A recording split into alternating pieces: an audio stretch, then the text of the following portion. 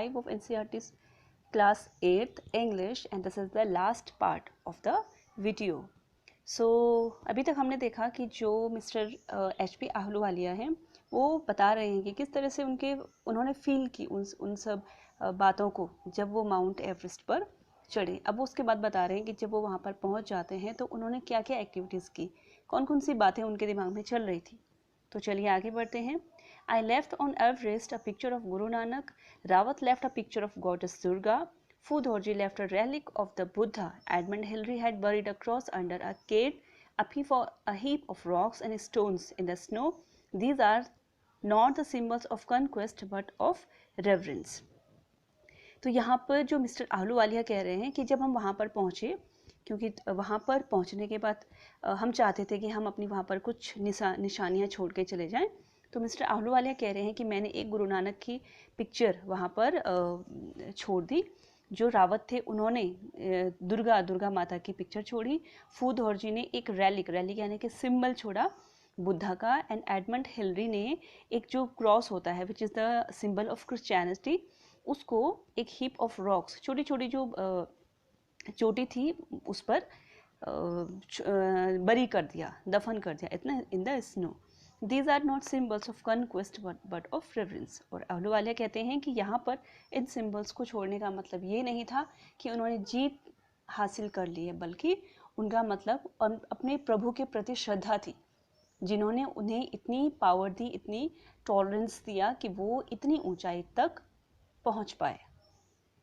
The experience of having climbed to the summit changes you completely. Mister Ahluwalia आगे कहते हैं कि उस समिट पर चढ़ने का जो एक्सपीरियंस है वो आपको पूरी तरह से बदल देता है। आपकी जो लाइफ है, आपकी जो सोचने का जो तरीका है, उसको पूरी तरीके से बदल देता है। There is another summit. इसके बाद वो कहते हैं कि एक दूसरा समिट भी है, एक दूसरा शिखर भी है, एक दूसरी चोटी भी है। It is within yourself, जो कि आपके ही अंदर है। It is in your own mind, ये आपके दिमाग, खुद के दिमाग में है। Each man carries within himself his own mountain peak.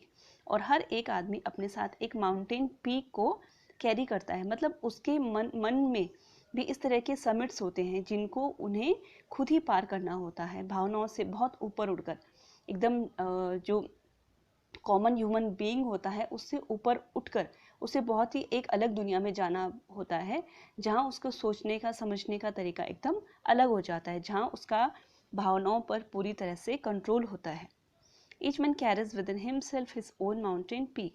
He must climb it to reach to a fuller knowledge of himself.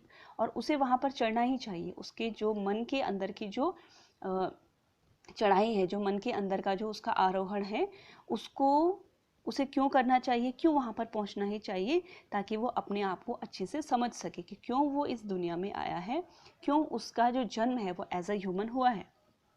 It is fearful and unscalable. Ahluwalia कहते हैं कि ये बहुत ही डरावना है, यानी कि वहाँ तक पहुँचना, किसी भी एवरेस्ट पर पहुँचना आसान है, लेकिन अपने मन पर विजय प्राप्त करना बहुत ही डरावना है और अनस्केलेबल, और वहाँ पर पहुँचना इतना आसान भी नहीं है। It can not be climbed by anyone else. वहाँ पर कोई और नहीं चढ़ सकता। You yourself have to do it. आपको खुद ही उसका प्रयास करना पड़ता है कि अपने आप पर विजय प्राप्त करना। The physical act of climbing to the summit of a mountain outside is akin to the act of climbing the mountain within. किसी भी माउंटेन पर चढ़ना उसी तरह से बहुत ही ज़्यादा कठिन है, जिस तरह से कि अपने मन के अंदर के माउंटेन को पार करना, वहाँ पर चढ़ाई करना। The effects of both the climbs are the same. और दोनों के जो इफ़ेक्ट्स हैं, मतलब जो आप पर उनका असर पड़ता है, आप किसी माउंटेन पर चढ़ते हैं या आप अपने मन पर विजय प्राप्त कर लेते हैं, दोनों ही आपको पूरी तरह से बदल देते हैं। Whether the mountain you climb is physically or emotional and spiritual, the climb will certainly change you. चाहे वो जो माउंटेन है जिस पर आप फिजिकली, इमोशनली एंड स्पिरिचुअली वहाँ पर चढ़े हों, भावनात्मक, मानसिक रूप से और शारीरिक रूप से आपने वहाँ पर आपने चढ़ाई की है, लेकिन वो क्लाइंब आपको पूरी तरह से ज़रूर बदल देगा। It teaches you much about the world and about your self. ये आपको बहुत कुछ दुनिया के बारे में बताता है और आपके खुद आपसे ही पहचान करवाता है। I venture to think that my experience as an Everester has provided me with the inspiration to face life's ordeals resolutely.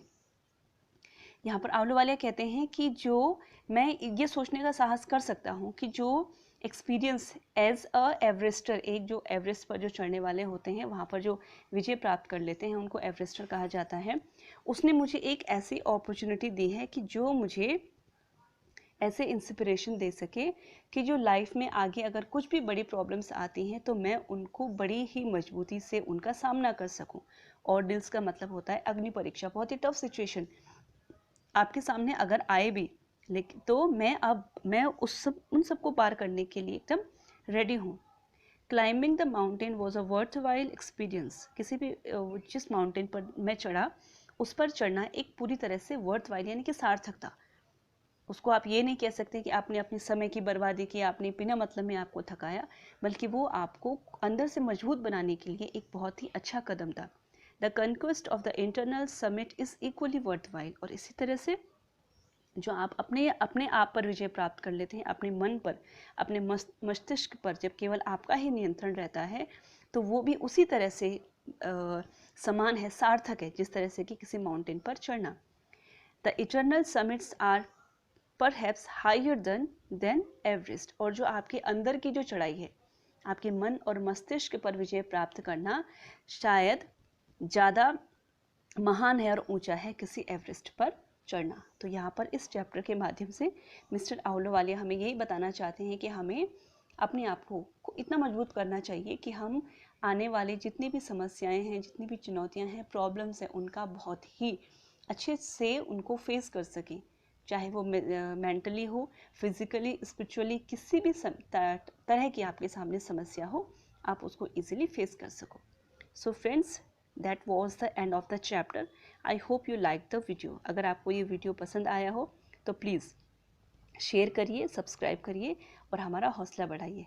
Thank you, take care and good bye.